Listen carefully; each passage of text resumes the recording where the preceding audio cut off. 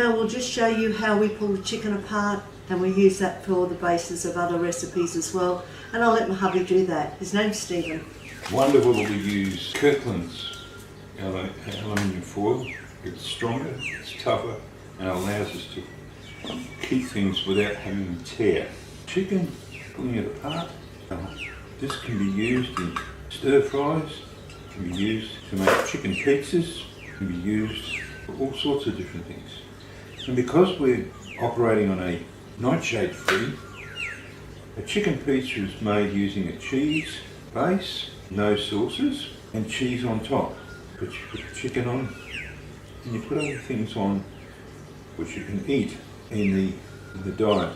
They would include different vegetables, different flavoured cheeses, because there are many flavoured cheeses which are able to be used on pizzas, mozzarella and mortadella, and even brie can be used with it. So just don't use anything that's tomato based or chili based, because they're quite dangerous for people who have the problem of nightshade allergy. The reason why I help her with what I do is because until she could actually overcome the problems that were caused by the nightshade, she had difficulty even remembering or seeing sometimes everything clearly. There was always fog before her eyes. That's a fog that can only be, or basically, filtered out of the system by the kidneys. And when it was clear, she was a much more exciting person to be with. It's just beautiful. So just be careful and make sure that all the chicken is broken up nice and easily, so that you can use it in many different ways. They put it into soups with beautiful vegetables like celery, parsley, spring onions, carrots, parsnip. And if you like the flavour of it, we're not over fussed with it, but you can also put things like turnip in there, because turnips are very good for the body, but some people just don't like the flavour. Bits of skin and fat, you don't have to keep those, because all they do is put on the weight. That's healthy. That's a big bit of skin, so we get rid of that. It's a slow and tedious process, but it's worth the effort. Chicken can also be just used for putting on sandwiches. It's great on sandwiches. Put your chicken on, you put a bit of lettuce with it. Mayonnaise is not so good because there's too many things placed in mayonnaise these days. You have to make your own. We're doing it, so we don't use it. But we do have a lot of people can't afford pork or chutney because of the price of the pork balls. We are very ingenious about growing them. It's very important to keep things as natural as possible, keep away as much as possible any poisons, anything you grow yourself. There's so many beautiful vegetables that you can eat, that you can grow yourself without having to use poisons, and it's also beautiful fruits that you can do.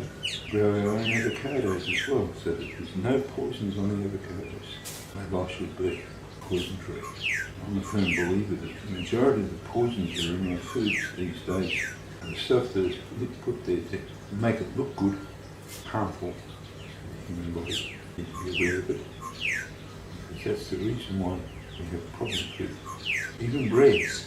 The amount of poisons that's used to keep bread free of weevils, rats and mice. Unfortunately, you can't get rid of them now. This is almost finished now, and the last little bits of it.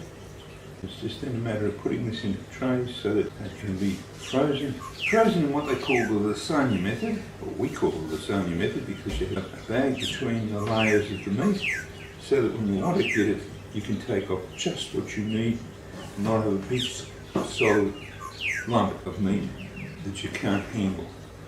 You've got to wait till you thaw it all out. Not necessary. Layer it down nicely, and it makes nice sandwiches, makes nice pieces to put on the pizzas, makes nice pieces to have in chicken salads. There's a lot of things you can use chicken for, particularly chicken you've had used to get your chicken stock. Here is a freezer container. I just line it with a freezer bag first. That makes it easier to get it out. And then just give a nice little layer, make sure you haven't got them touching. Also, this goes as a secondary check, because if you find any bones you can toss them out. And when you've got enough on the one layer and they're not actually touching each other so that they don't cause a problem when they're frozen, put another freezer bag down as the layer and continue with the second layer. Hopefully you can see that.